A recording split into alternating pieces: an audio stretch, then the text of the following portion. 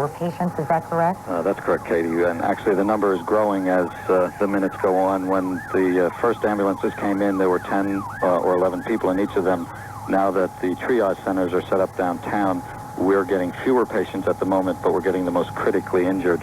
Severe burns, several heart attacks, multiple traumas, many broken bones. And probably what's most striking is that everyone that's coming is coming full of gray powder from the massive explosions that obviously took place. There are family centers set up here at the medical center. There's a special number that family members can call to try to find out if their loved one is here at St. Vincent's. That's area code 212-604-7285. And the New York City Police Department's working very closely with us.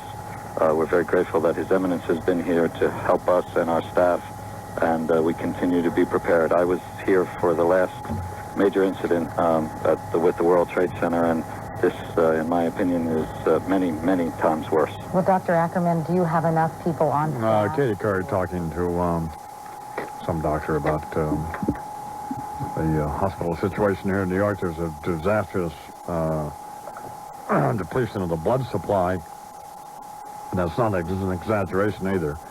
The hospital is in desperate need of blood, and already lines at various hospitals in around the area for people willing to donate blood. And you can obviously do the same. There's no way to get around New York now, and there's no way to get in and out of Manhattan.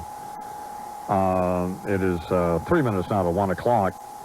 You know, here's where we are. We don't really know anything. We're waiting to see, kind of just talking to Mike Francesa and Charles McCord about what we're actually waiting for is to see if it's over, at least this phase of it.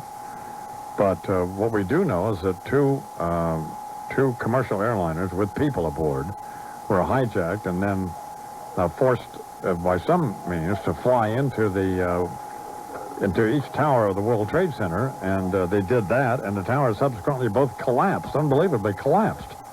Now, these buildings are a quarter of a mile tall, stuck up in the air a quarter of a mile, and they collapsed. They imploded just like they would if you dynamited them. And as Warner pointed out, and a number of other people have pointed out, you know, this is the most serious attack on America since Pearl Harbor, and it is obviously an act of war. And the first time that, you know, they're bombing real estate here in this country. And we're used to seeing stuff blow up in other countries. Yeah. But now they're blowing our stuff up, and successfully at this point. And the casualties are going to be in the thousands. And for the two World Trade Center towers to collapse in one of the most densely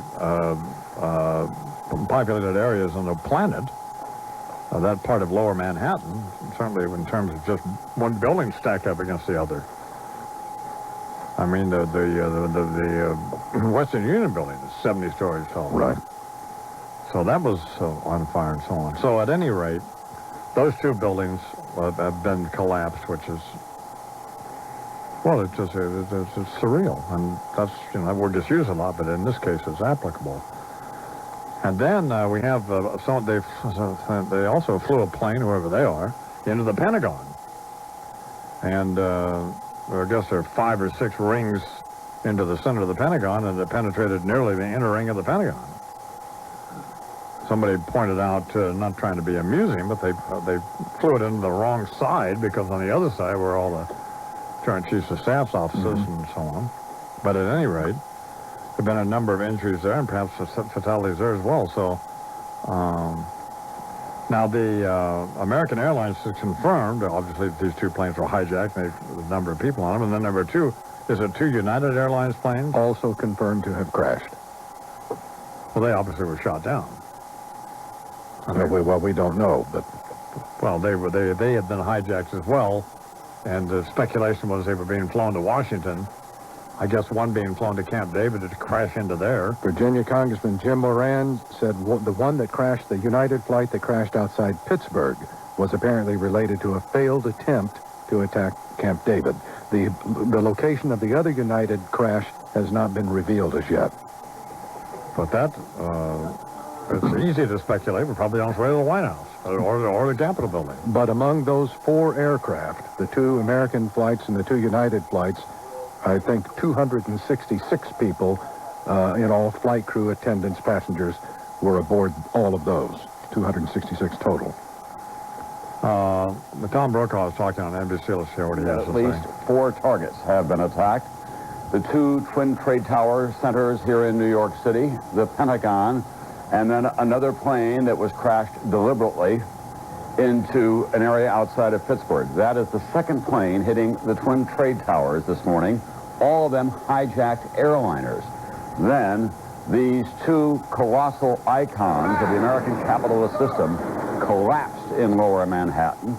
The death toll at this hour is unknown, but it is expected to be, as Mayor Giuliani has said, horrendous.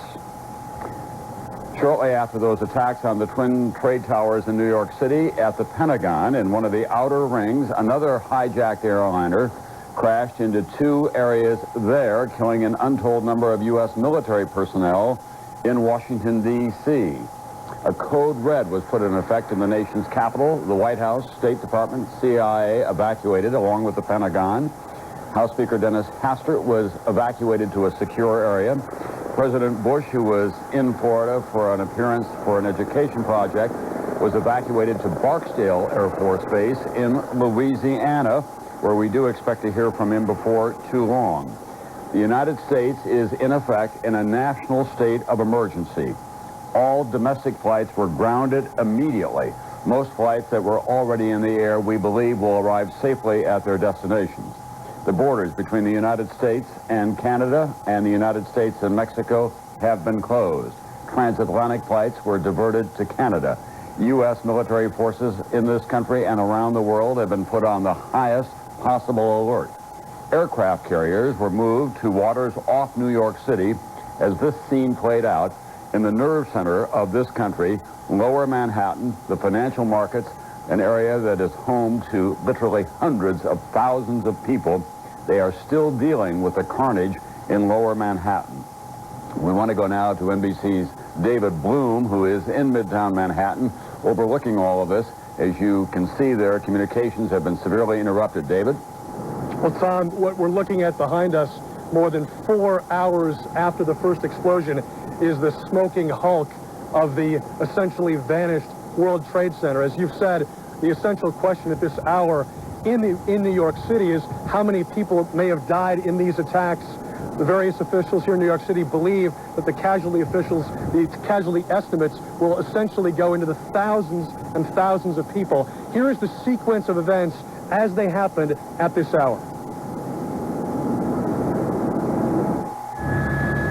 The first plane attacks the World Trade Center's South Tower at approximately 8:42 Eastern Time. Airline officials say at least 2 American Airlines flights and 2 United Airlines flights were hijacked today, and that the attack planes were the hijacked domestic flights. Roughly 21 minutes later, approximately 9:03 Eastern Time, the second large jetliner can be seen taking dead aim at the World Trade Center's North Tower. Emergency officials estimate 20,000 or more people may have been inside the 2 110-story buildings at the time of the attacks. Eyewitnesses report victims falling and in some cases jumping from the 2 buildings. At approximately 9:40 a.m. in Washington, D.C., a third hijacked plane crashes into the Pentagon in a burst of flames, one side of the building collapsing. Non-essential personnel from federal buildings, including the White House and the U.S. Capitol, are evacuated. 9:59 a.m. The South Tower of the World Trade Center collapses. An unknown number of people still trapped inside. 1/2 hour later, at approximately 10:28 a.m., the North Tower of the World Trade Center collapses. Rubble, debris spreading for blocks. In a separate but apparently related crash, a fourth hijacked plane, a Boeing 767, crashes in western Pennsylvania, about 80 miles southeast of Pittsburgh. The FAA closes all domestic airports, shutting down all U.S. airspace. So again, Tom, 4 hijacked airplanes. We know what happens at each of the 4. Other officials investigating now, both apparently the worst terrorist attack in the mainland United States ever. Tom?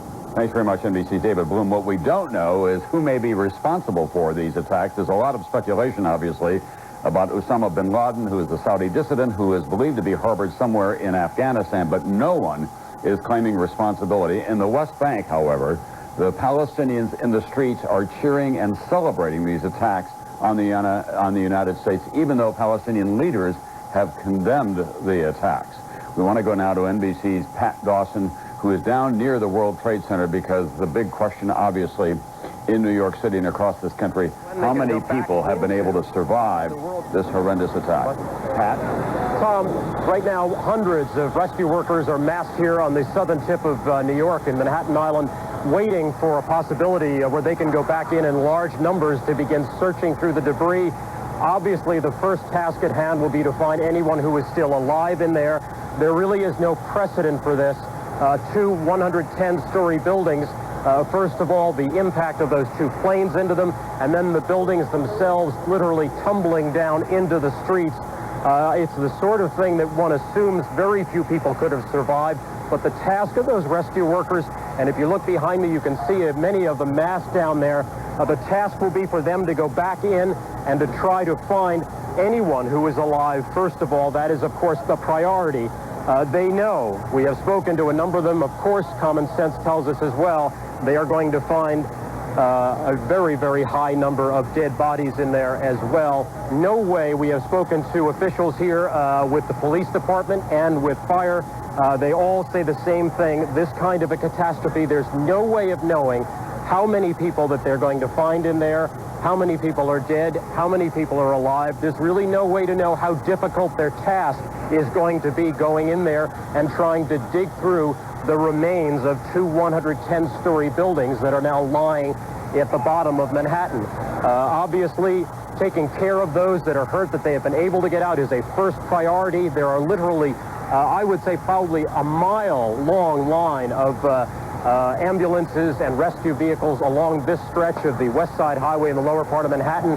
Just on the right here is a community college in New York. That college is the triage center for those they've been able to take out. But I can tell you at this point that at least from this vantage point where we have seen most people going in and out, there have been, relatively speaking, very few ambulances going out of here in the last 3 to 4 hours. Tom? All right, thank you very much, Pat Dawson. One of my colleagues who is right in the middle of the collapse of those buildings is CNBC's Ron Insana, who went down with a cameraman hoping to get close to the World Trade Center, and then it began to come down, the first one. Ron, take us through what you experienced. Well, Tom, much of the area had been, in fact, cordoned off, and the cameraman from MSNBC and I were trying to get across to the west side of the World Trade Center in order to hook up with the rest of the NBC crews that we knew were there. As we were moving towards the building, we saw the top begin to blow out in a plume of smoke, and we heard the noise associated with an implosion. We turned and immediately ran for cover in the other direction as debris began to rain down. As we made our way, John going straight down the street, I taking a right turn around a corner, it got increasingly dark. The skies blackened as the material just continued to rain down. I hid briefly behind a car, and as the material got thicker and thicker and it became increasingly difficult to breathe, I got inside a parked car, a random parked car, and hid there basically until the material stopped falling. It was pitch black, black as night inside that car, and for several minutes I remained there until some flickers of light were able to be seen. I made my way to a building and joined some police officers who were inside, and as the blackness began to lift and this gray, thick smoke clung in the air, we were able to find a police car and make our way out of the area. The policeman stopping along the way to pick up 2 injured people and leave them at a Midtown hospital, and subsequently made my way here. What about collateral damage to other buildings in the area? Those of course, are the classic canyons of lower Manhattan, and as that building came down, it did create a kind of tornadic wind that went through there. Absolutely. Much like the images that were created for the movie Independence Day, when New York was exploding, the corridors of lower Manhattan are so narrow and channel so much wind, even just on a plain windy day, that this material blew through in a way that was really unimaginable. It was truly frightening. It continued to rain down for several minutes, as you can see there. and the winds just whipped through these corridors for several minutes, eventually calming down to such an extent where there was just a thick gray haze throughout the entire area, Tom. All right, thanks very much, CNBC's Ron Insana, who was right in the middle of it all today. New York City effectively has been shut down. All tunnels in and out of the city have been closed for security reasons. The airports are closed. The subways are closed. Traffic has been removed from the streets. All hospitals are on extra alert. One right kind of in the middle of it all at ground zero is St. Vincent's Hospital. And NBC's Robert Bazell is there as he has been all morning. Robert, any additional word on casualties? Well, Tom, actually there have been about 200 casualties, some of them very severe, at least 8 deaths, and 5 of those were firefighters or policemen. We're not sure of which one. But one of the things that's amazing about being here is that it has been much slower than anyone anticipated. That's a lot of casualties, of course, and but the casualties have been coming out of lower Manhattan at a much slower speed than people anticipated. I think just because as one rescue worker who had been down there told me, it's just hell down there. You can't move around. You can't discern who's a body part from a living human being in several of the areas. So we have a very dedicated staff standing by. Large numbers of medical workers are ready to attend to anybody who appears. Bob. Several have been very severely injured, but we're still waiting. All right, Bob, we now have the videotape of President Bush, who was diverted from Florida to Barksdale Air Force Base near Shreveport, Louisiana. This is what he had to say to the nation moments ago.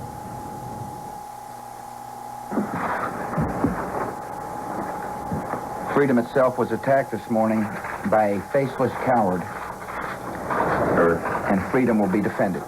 I want to reassure the American people that the full resources of the federal government are working to assist local authorities to save lives and to help the victims of these attacks. Make no mistake, the United States will hunt down and punish those responsible for these cowardly acts. I've been in regular contact with the Vice President, Secretary of Defense, the National Security Team, and my cabinet. We have taken all appropriate security precautions to protect the American people. Our military at home and around the world is on high alert status, and we have taken the necessary security precautions to continue the functions of your government. We have been in touch with the leaders of Congress and with world leaders to assure them that we will do whatever is necessary to protect America and Americans.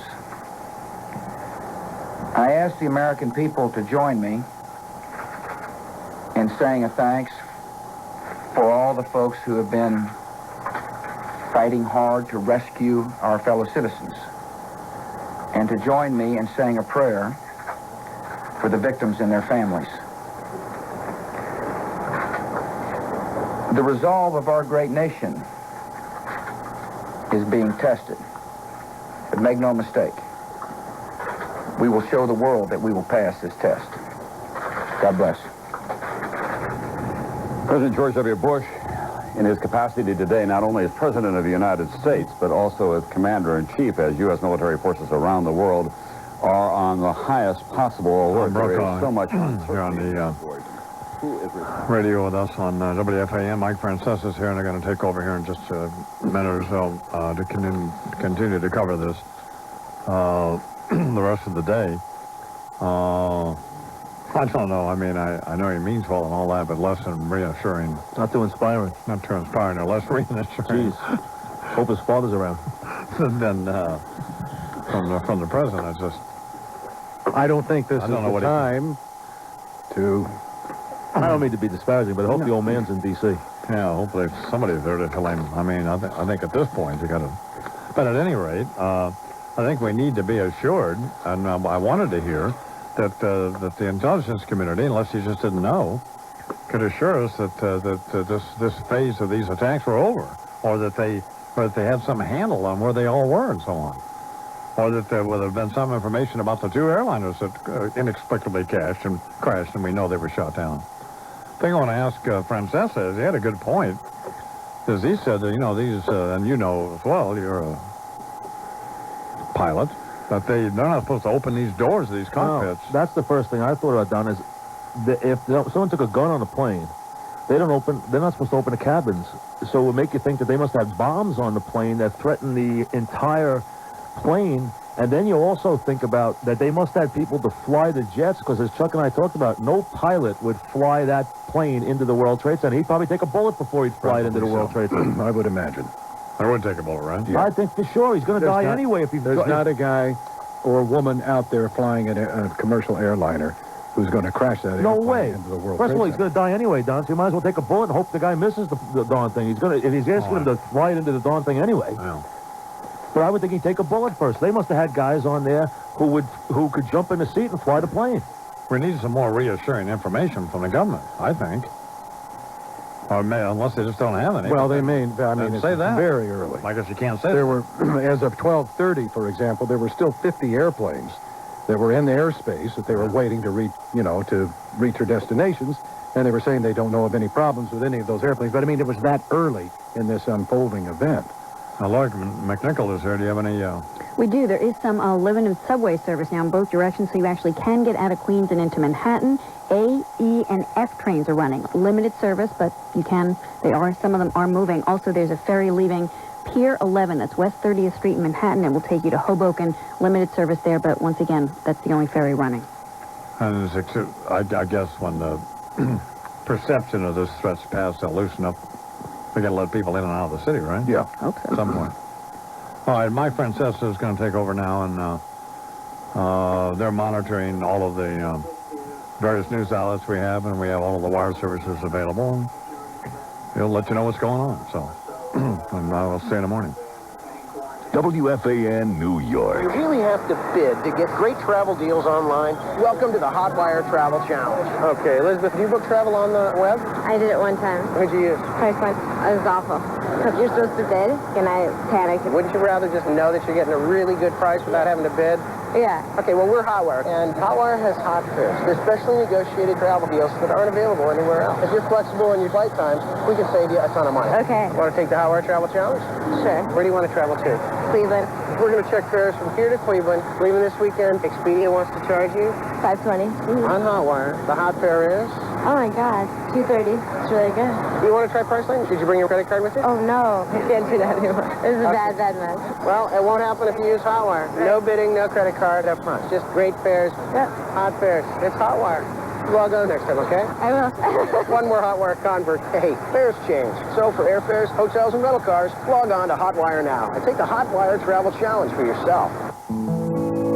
If you're severely overweight, 100 pounds or more above the weight you should be, you're at extreme risk for heart disease, stroke, diabetes, lung, joint, and other disorders. All your bodily systems are affected as you spend thousands of dollars each year on medications. Dieting rarely works and often leads to even greater weight gain. Doctors at Staten Island University Hospital, treating obesity as a serious disease, perform gastric bypass surgery to restrict the size of the stomach and modify the digestion process. Those treated report significant and lasting weight loss. More importantly, their health improves as the stress on their bodies fades away. And monthly meetings with dietary experts help them maintain a satisfying lifestyle. If you thought your obesity was hopeless, think again. Call Staten Island University Hospital for more information, 1-800-777-2880. They'll arrange for you to speak to others who have lost as many as 200 pounds. Call 1-800-777-2880, Staten Island University Hospital, a member of the North Shore LIJ Health System.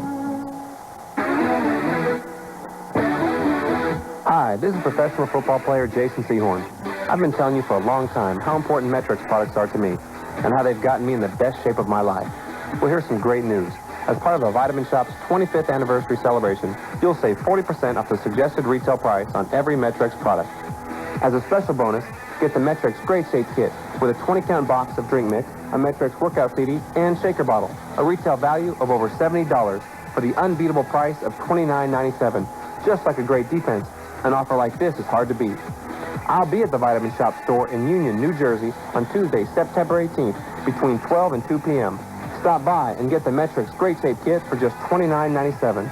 Call 1-800-361-1155 for the Vitamin Shop location nearest you, or log on to vitaminshop.com. Remember, save 40% on every Metrics product until September 30th. This exclusive offer only at the Vitamin Shop. If you add pictures to radio, you get TV. If you add pictures to songs, you get music videos. If you add pictures to the internet, you get the web. If you add pictures, you get much greater value. Kodak and IBM are adding pictures to the latest technologies. Hi, I'm Carl Gustin, Kodak's Chief Marketing Officer. We have entered a new category called info imaging, brokering, hosting, developing, giving people thousands of ways to make imaging part of their life, whether it is for a medical x-ray and telemedicine diagnostics, consumer pictures to save or print. It's a big project. IBM and Kodak are changing everything. The expectations of the Kodak brand are huge. The digital world is no exception. That's when a company like IBM really shows what it's worth. Whether we're trying to fill a minor need or looking for a major new breakthrough, IBM's behind us. Team with the business people who get technology and the technology people who get business. See how at IBM.com/ebusiness. And the future of pictures over the next 20 years is 10 times greater than what's happened over the last 100. Are you paying too much for your auto insurance?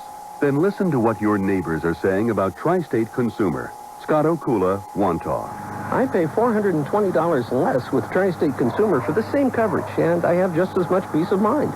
Eric Nowicki, Middle Island. Tri-State Consumer saved me over $500, and their service is great. Wendy O'Connell, Nesconset. I wanted service and security, as well as savings. Tri-State Consumer gives me all three. If you're a safe driver, Tri-State Consumer could save you up to $500 or more on your auto insurance. For an instant quote, call 1-800-JOIN-NOW. That's 1-800-JOIN-NOW. Or click 800joinnow.com. Tri-State Consumer, where safe drivers rate.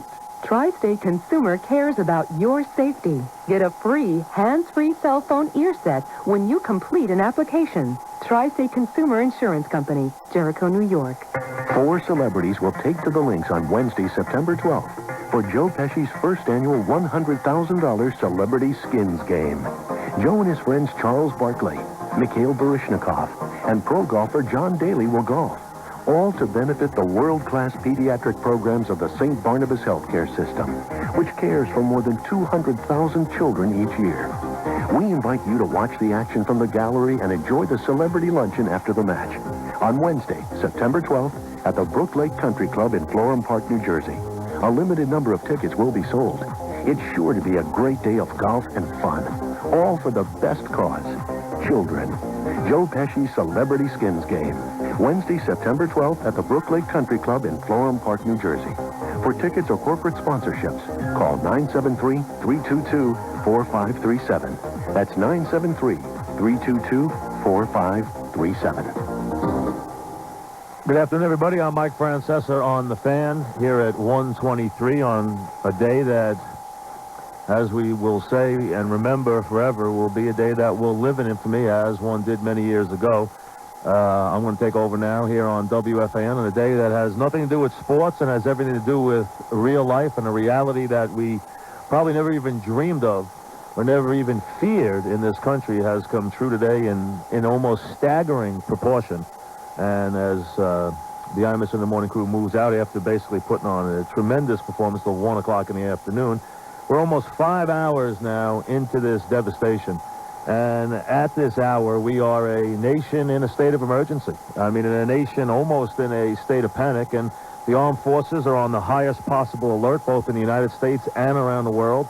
The threat condition Delta is the highest that can be ever put into operation, and that means it's the same as a state of war, and that's what we are at right now, I think, is in a state of war until it is discovered. I think probably by now our country and our intelligent people know who they want to blame for what happened here and how they will go about retaliating or making their statement to the world, which will have to be done in very quick order. We will watch as that unfolds. But the first things first is to secure our nation, which has probably been done by now, and to try and see if we can save the people who can be saved, although the toll here in the United States, especially in our city, and in places and on airplanes and in Washington, D.C., and in the Pentagon building and in maybe places yet unknown, because we don't know that all the devastation is done. There could be something else that still comes our way, maybe not in the way of an airliner, but in the way of some kind of other terrorist action today.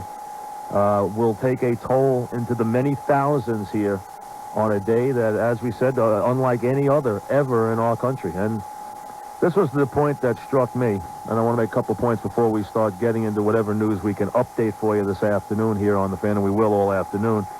And that is that I never thought we would see this day. And I thought that, you know, when you watch things like all these World War II movies that have been done, Spielberg and Hanks and this stuff, and you see how people in Europe were devastated during wars, or see countries that live with this and what they live in with the Middle East, with bombs over their head and bombs in their living room and stuff, and we've never even dealt with any soldiers in their streets, and we've never dealt with anything like that until today, when we really have been attacked.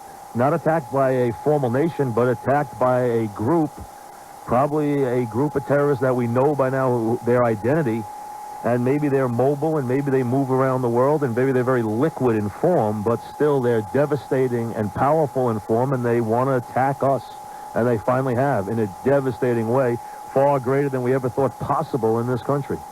Now, as I drove in a couple hours ago, a couple things I want to say about that.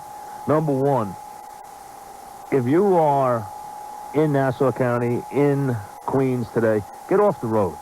Because what's happening here is you're just clogging things up. Don't be driving anywhere today that you don't have to drive. Because there are so many people trying to move emergency vehicles and move police and move rescue people and emergency people and hospital people into New York City now to help, that you're just clogging things up for them. And it was a mess even around here in Queens, just a total mess, and you don't want to be involved anyway. And the other thing that annoyed me was the tempest flaring. I mean, if there's ever a day that we as a people have to just, you know, pull together. You can't have this happening and see the smoke billowing, and I see guys getting out of their cars and start a fist fight in the street. I mean, come on. You know, get a grip on what's going on. Take a little look at the bigger picture. You know, the cops don't need that going on when, you know, they're trying to usher people in to help people who may be bleeding to death in New York City. So just get out of the way and let people help, and just basically go home. And watch this on TV and be with the people, you know, that you love and your families, and just hope that we've seen the end of it and we can move on and kind of rebuild what's already happened, because our nation's been attacked and our city has been devastated. I mean, to see those buildings drop, I mean, there's no way you could watch that and not be just horrified, not just feel it in the pit of your stomach to see those buildings, which have been, you know, monuments to what we've erected, not just in the city, but in this country, in terms of business and finance and the society we have. To see them drop to the ground in a matter of minutes tells you how vulnerable things are and how vulnerable and fleeting life can be. So just, you know, get a grip, get out of the way, and let the people who have to work. Now, the New York blood supplies are extremely low, so if you're within walking distance of a hospital and you're healthy, go give some blood. Elmer's Hospital has called in Jackson Heights. They need blood. They can get it transported to the city. Now, wait, you're not. I don't want you to get in your car and drive somewhere to give blood, but if you can go give blood, go give it, because that's one thing you can do to help. They're starting to open up service a little bit now. They have limited service, subway service. We'll get you up to date on that. The bridges are still closed, though. You can't go near Manhattan. Don't drive in it. Don't drive into it. You're not getting in. If you're in your car, just be patient. It's going to be slow. You'll get home, but just be patient. I mean, you just got to realize, I mean, you know, everyone's trying to go in the same direction, and it took me, you know, 2.5 hours to get into the station. And basically, it took me 15 minutes to get within a mile of the station, and it took me an hour and a half to get 1 block. You just got to take your time. Now, if you're just joining us, well, I know you're up to date on everything, so I don't have to go through the timeline right now of what happened today. I'm sure you're very well aware what happened. And where we are right now is we're just trying, I think, to settle down a little bit in this country, especially in this city, kind of secure our own defenses and our own borders and our own city, hopefully get the people who can be saved and get them healthy and get them back to a hospital and get them patched up, the ones that can be saved. And unfortunately, we are going to dig out a lot of people who didn't make it. Maybe thousands of them. Thousands, it looks like. And there's a lot of stuff to be discussed here in the days to come, but that's for the days to come. What this means in terms of how it's going to change this country. And it's going to change it a lot. Security, airline security, total security in cities is going to change dramatically. But that's for another day. Warner Wolf, you've heard him with Imus this morning. He lives down in that area. You've heard him talking about it a little bit. He lives 7 blocks from the Trade Center. He's walked around the area as close as he could get, and he joins us now. Warner, how close can you get to the devastation down there? You can get pretty close to it because people are walking away from it now, which it's blocked off. The interesting thing to me, Mike, was that if you go the other way toward Canal Street north, if you try to get back, you have to show some identification. I mean, that's kind of unheard of in this country to get back in your own neighborhood. Well, Warner, what about I heard you talking before about the building that might be on fire behind where the 2 towers were. Is that seem to be under control now? It seems like, although the smoke is still billowing, I mean, it's not as black as it was, which my understanding is if it's not as black and it turns white, it means the water has doused it a little bit. So I assume that building is, I don't know what's left of it because I can't see from behind it. In front of it, I can't see behind this building. But Warner, when I was coming in from Long Island, I was talking with Warner Wolf. I saw them just ushering busload after busload of health people, of Nassau cops, of emergency people. I mean, busload after busload being ushered in on the highways into the city. So there must just be thousands of cops, firemen, rescue workers in that. There must be thousands of them in that area. Yes, thousands. Volunteers, everything. And most of the people, you see them, they have masks on, the surgeon masks. Because the smoke is horrible. But you have to, gosh, is this really happening?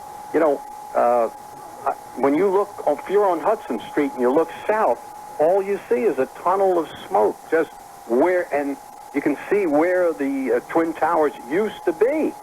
I mean, if you, the way I would phrase it, it's almost like when you're used to seeing something each morning, you can't help it. You open the blinds and there it is. First of all, you want to look at it. It's such an imposing structure.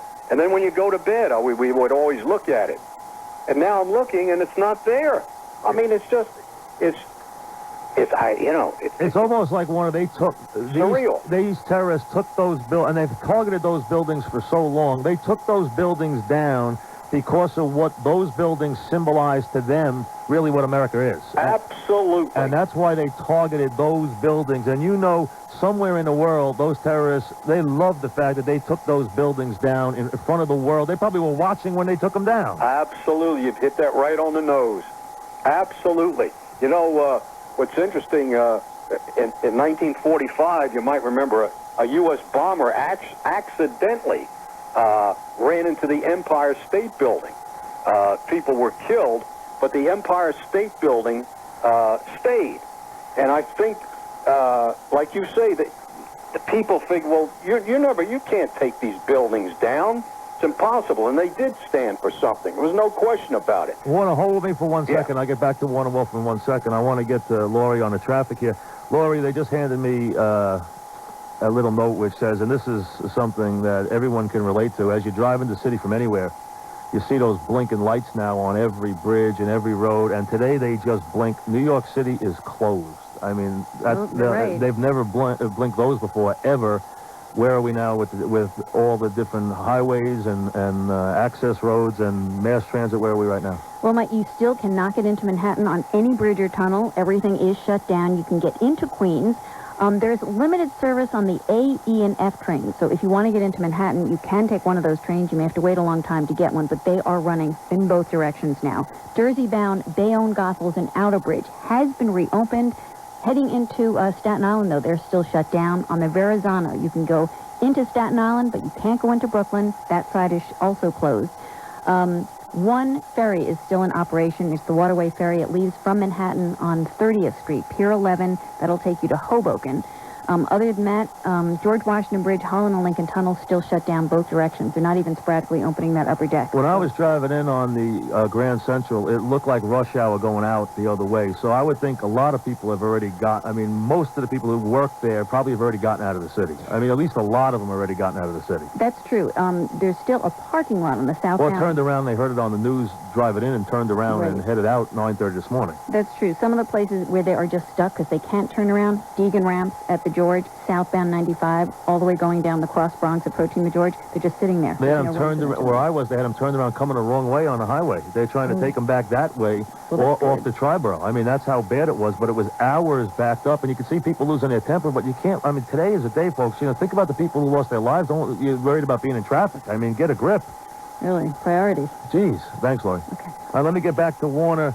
And Warner, I hate to even get this, get to this point, but it gets so gruesome. I mean, do you see physical devastation? I mean, did you see people injured? Did you? No, I didn't. I mean, did you see anything that looked like there was just a catastrophe all over the place down there? No, I didn't get down that far. But from as far as I could get, just the sight of all you see on a street are policemen and firemen and police cars and fire trucks and smoke just billowing. I've never seen anything. Well, actually, I did one other time. Not to this extent, though, but it's just, I'll tell you, Mike, I don't think I'll ever get this out of my mind, and what still sticks in my head are I saw people jumping, and at first I didn't know they were people. I thought it was just debris, but I noticed that the debris went down a different way than a body, and just, oh man, I'll tell you. There's no words for it. No, and it just went from bad to worse, because the first thing was after the, about 10 of 9. We live about 10 blocks from where the World Trade Center was. And that plane, I said to my wife, boy, that plane is low. Well, it flew right over our apartment. And then I would say 5 seconds later, boom, I mean, an explosion. We said, what was that? My wife opened the windows and she said, oh my God, there's a hole in the World Trade Center. And just to see that, geez, oh God, like, how could that happen? So your first thought was, well, gosh, I guess, what an accident. A plane, for whatever reason, had trouble and accidentally hit the World Trade Center. And that's what I think anybody that at that time thought that's what it was. But then, well, 18 minutes later, and see, that was from the north side going south, so right. That's what I was seeing. But then, from the south, the other plane came and hit the other tower. And then, of course, you knew, well, there's no way 2 planes are going to go off course. You knew what this was. This was an absolute terrorist attack. And then watching, I can still see the buildings. The one on the right there was more smoke out of it coming out, rising to the top. And then I remember on the phone with Imus, I said, you know what? The color has turned, and now it's all black. And not being a fireman, I don't know what that means, what the ramifications are. But then it collapsed. And Mike, I mean, I'm talking about the first tower. To see it come down is, am I watching? Am I here? Is this real? And then, oh God! And then the second one. I mean, you're talking about a 110-story building. A quarter of a mile high. Quarter of a mile high. And not only that, just the the amount of just the people and the people in the area. I mean, God. It's something that's almost unfathomable. I mean, it really is to And to be that close to it, and, you know, down there, you know, that whole community is built around those buildings. I mean, it always has been. Kind of the whole image of that area is built around those buildings. Right. You know, I hope the younger people in the audience do understand that sometimes if people don't follow history, well, you know, the whole thing is history. Like you said, this is the first time this soil, the United States, has ever been attacked. At this magnitude. Oh, yeah. Absolutely, the first time. This is like war. I mean, this is an act of war today. If this were a nation that did this to us, we'd already be at war. Yes. So that's why I think we have to take the same kind of approach, because although it's not a nation, it's kind of a fluid nation of terrorists that have to be dealt with now, because this is a full-scale attack. Of course. And I mean... Not easy to find them, though. I mean, they don't have, you know, it's not like you can just go press a button and find them. That's exactly. That's a problem. It's like, this country did it, so let's go get them. You're absolutely right. I want to check back if you have anything. Thank you. Warner Wolf. Let's go to Christy from the Imus in the Morning program. Christy, go ahead. Hi, Mike. We've been monitoring the wires and keeping track of what's going on now. Unfortunately, a lot of the experts have been saying that, you know, we may not have seen the last of this. I mean, it's frightening to think. But what's coming over the wires now, apparently there are bomb threats coming into different parts of the country. Niagara Falls Airport reporting that they just received bomb threats. Police and special bomb-sniffing canines have been called in to check the area there. And from what we understand, all flights at the Niagara Falls Airport and other flights throughout the U.S. and Canada grounded until at least 6 o'clock local time this evening. And that, of course, is Eastern time. And also a report that a building in downtown Nashville was being evacuated because of a bomb threat.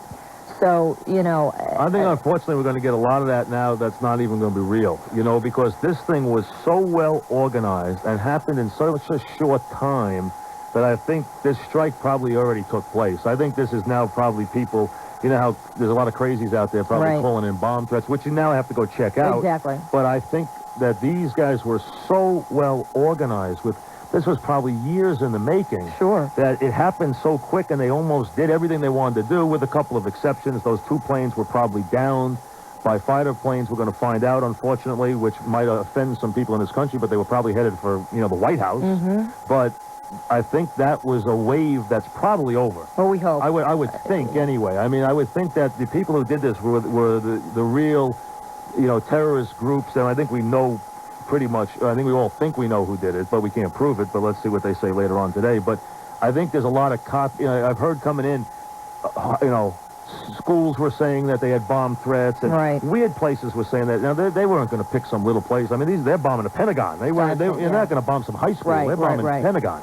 You know, so I think you're going to hear a lot of that stuff that's unfortunately going to have to be checked out, which isn't going to prove fruitful, I think, in a lot of places. We sure hope. Yeah, definitely. I think you're right that you were talking about it being planned years in advance. Like, how did these folks, you know, able to get whatever they had, guns or bombs, into the airport? They had to have people working on the airline. In place, exactly. Yeah, absolutely, for years. Also, we've got reports that military warships out of Norfolk, aircraft carriers being moved in to, of course, help cover the airspace around New York and Washington, D.C. The JFK and George Washington. Yep. So that's going to try to be, you know, as close into D.C. as they can get. And evidently, First Lady Laura Bush has been whisked away by security and is in seclusion.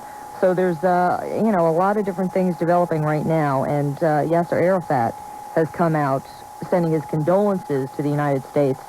And, of course, that's going to begin now, the discussion of who's responsible. Well, and no one has claimed responsibility. I don't know if someone wants to claim responsibility for this one. Because this one, if you claim it, you might wind up erased. Exactly. Because you're going to have a hard time hiding if you claim this one. Right. Earlier today, we were reporting this, that Abu Dhabi television, evidently an anonymous caller called there and said a radical Palestinian group was responsible for the attacks.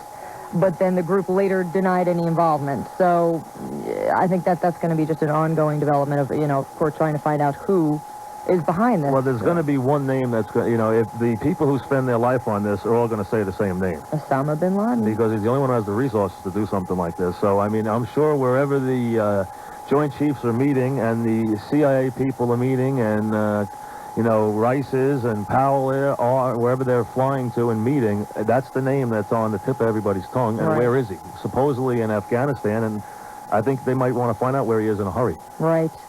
Colin Powell, I know, was on his way back from Peru. and Condoleezza Rice was in D.C. So, and the last that we heard from Bush was in Louisiana. Which I'm sure will be moved again now. Yeah, exactly. Thanks, Christy. All right, we're going to go update this, and we'll keep you posted. Thank you very much. All right, we're going to keep you updated on everything going on. We have the resources to go to everywhere, NBC News, CBS, MSNBC, with any breaking news. There'll be some stuff during the day. Again, there'll be updates from the government as we hear. We'll keep you up to date on stuff that's going on. Senator McCain obviously called this an act of war, which I agree. Clearly an act of war carried out in the United States. You have to pinpoint now who declared the act of war. That's why. I mean, that's why this is a little more fluid. If this were a country that had done this, we would have been at war 10 minutes later. But the question is now, who do you declare war on? You're going to declare war on a terrorist group? You got to prove they did it. You got to have, and they'll probably be able to do that. Then you got to find them. What country is hiding them? And that's going to be an interesting take on how we exactly go about that and how we address the world with that situation. Back after this. WFAN New York. Are you losing your hair? Hi, I'm Jim Austin with an exciting new development in the treatment of hair loss. Here's Dr. Gordon, medical director at the Hair and Skin Treatment Center in New York. The FDA has reported that the body chemical dihydrotestosterone, commonly known as DHT, is the leading cause of hair loss. At our center, we've developed Avacor, a natural herbal treatment that stops DHT from attacking your hair follicles and starts regrowing hair in balding areas. Avacor's DHT blocker is all natural, safe, and effective. In 6 years of clinical use by thousands of men and women, the Avacor system regrew hair on virtually everyone. We guarantee it. Stop DHT from ruining your life. Call 800-876-6461. Now you can use this remarkable treatment risk-free for 3 full months. We're confident it's going to work for you. Call 800-876-6461. That's 800-876-6461. To take the sting out of sunburn, apply aloe. To take the sting out of high car insurance bills, call Geico at 1-800-947-AUTO. In 15 minutes, you could save 15% or more. That's 1-800-947-AUTO. Geico Direct, the sensible alternative. Take the boat to the ball game. Take the boat, beat the crowds. Buy some peanuts and Cracker Jacks. You won't care if you never get back. Take a New York waterway cruise to a Mets or Yankees game. It's fast, easy, and fun. Take the boat and do Broadway. Take the boat, see a show. Dinner, a cruise, and the very best seats. It's a deal that just cannot be beat. Or go Broadway bound. Book everything with just one phone call. Take a New York waterway cruise to see the New York City skyline. Or sail up the Hudson to West Point or Sleepy Hollow. New York waterway cruises leave from several locations, and there's plenty of parking. Take the boat, it's so easy. Take the boat, it's so fun. So many cruises, so much to see. It's a gorgeous day for the whole family. Take to the water. Call 1-800-53-FERRY. That's 1-800-53-FERRY. Or click on to nywaterway.com. Uh-huh. Yes, that's right. Real good. Okay, thanks. Hey, Larry? Hang on a second, Oscar. I'm just on the phone with FedEx. Yeah, on the phone. Why don't you just open an account on FedEx.com? I don't like machines. No, it's like 10 times faster. What's not to like? Well, some of us still believe in the value of human contact. I, for one, want to talk to a person on the phone. I want a professionally perky person to ask how she can help me. Yeah, but... I want somebody with a pleasant phone voice to tell me to have a nice day. I am on the line right now with a very nice person named Brenda. Now, Brenda is an actual human being who understands my needs and feelings and stands with me, united by common goals and mutual respect. Right, Brenda? No, because you can save 10% on FedEx.com. Bye, Brenda. Open an account on FedEx.com. Save 10% on online express shipping. See program terms and conditions at FedEx.com. FedEx.com. It's faster, it's easier, it just got cheaper. Great, you didn't get burned. Well, at least not at the beach. We can't say the same for your car insurance bill. Fortunately, one call to Geico could save you 15% or more. Call 1-800-947-AUTO. 1-800-947-AUTO. Geico Direct, the sensible alternative. You don't have to pay any price for the best car. You don't have to give up all you've got to drive a new Nissan. All you have to do is run on over to your Nissan dealer during the Nissan Model Year-End Sales event. Get low 3.9% financing on new Nissans in stock. Or get up to $1,500 cash back on select models. You don't have to wait another minute to get great deals on the best car. Now is the best time to buy the Nissan you've always wanted. The best I ever had. The Nissan Model Year-End Sales Event. Hurry to your Nissan dealer for low 3.9% financing on new Nissans in stock. Or up to $1,500 cash back on select models. Nissan. Driven. Offer ends October 1st. Must take delivery from new dealer stock. Cash back from Nissan, not available on some leases. APR for well-qualified buyers. Not available on Frontier Crew Cabs or Altima. Call 1-800-648-7038 for details. In order to help spread the word about the Visa check card, we're asking for your help. Next time you're packed into a crowded subway or in line at the local deli or simply standing on a sidewalk surrounded by total strangers, tap the shoulder of the person nearest you, smile, and say, "Excuse me." Yo, who you touching? Did you know that the Visa check card automatically deducts your purchase amount straight from your checking account? Excuse me? That's right. It's faster and easier than writing checks and fumbling for ID and less of a hassle than relying on cash. Get out of here. It's perfect for making all those everyday purchases. No, seriously, get out of here. And what's more, the Visa check card is accepted everywhere Visa is. Over 18 million places worldwide. Pass it on.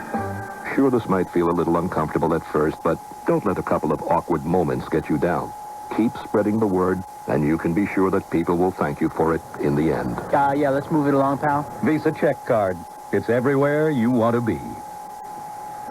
Francesa on the fan at 150 on a day unlike any other we've ever experienced in this country as New York tries to dig out and see if it can open up a little bit. Let's go to Lori and let her update us on what's going on. Lori? Okay, Mike, Long Island Railroad now has some eastbound service from Penn Station. You can get out of the city, nothing westbound. Metro North also has trains now leaving Grand Central, limited amount, but you can get out of Manhattan from Grand Central, nothing coming into Manhattan. Holland Lincoln Tunnels, George Washington Bridge closed both ways. You do have some limited service on the A, E, and F subways that will take you into Manhattan and through Manhattan. Triborough, Throgs Neck, bridges closed going into the Bronx. Open Queensbound. Whitestone Bridge still closed in both directions. There is no Amtrak service between New York and Washington and no Amtrak going into Penn Station. Southbound BQE, very heavy and slow moving, extremely heavy. Southbound Belt going to the Verrazano, bumper to bumper from Cross Bay Boulevard all the way down to the Verrazano. And at the Verrazano, you can get into Staten Island. Brooklyn bound, it's still closed. Jersey bound, Bayonne, Goethals, they're open, but Staten Island bound, they remain shut down. And that's the update for this time. Thank you, Lori. And the blood supplies in New York obviously are very low with all the injuries today. Now, the hospitals need blood, as you know, and if you're within walking distance. Now, right now, and this doesn't mean later on don't go give it, but wait a little while, because fortunately there are enough good people out there that there is a waiting line right now to give blood at some of the hospitals, especially the one here in Queens at Elmhurst Hospital, and that people are showing up to give blood. So right now, back off, wait a little while, because there is a wait of maybe an hour or two to give blood, which means there's enough people there who are chipping in as you would expect, and that's what you hope people do at a time like this. I mean, this is a time that you become one city, become one country. That's all there is to it. I mean, that's what you do when you have this kind of catastrophe. And this is a national state of emergency. This is a national catastrophe. There's nothing short. I mean, don't be surprised if we have some major military announcements by this evening. I would not be surprised by anything that happened today after what we've seen. Now, I didn't hear all of this morning. Ro came in and told me Suzyn was on the phone with Imus, and she was describing what was going on, and that's when I turned it on, because I was on the phone with my accountant, and he told me, "Did you see what happened at the World Trade Center? Turn the TV on," and I did, and then I heard the whole thing and kind of turned on the radio, and Suzyn's still here, but she can't go anywhere. And now, Suzyn, I didn't hear the whole thing, so kind of take me through it. Well, if you were going towards Manhattan at about 9 o'clock this morning, you actually saw it unfold in front of you. Terrifying, Mike, because you feel like you're watching a movie, and something in your mind doesn't connect that it's really going on.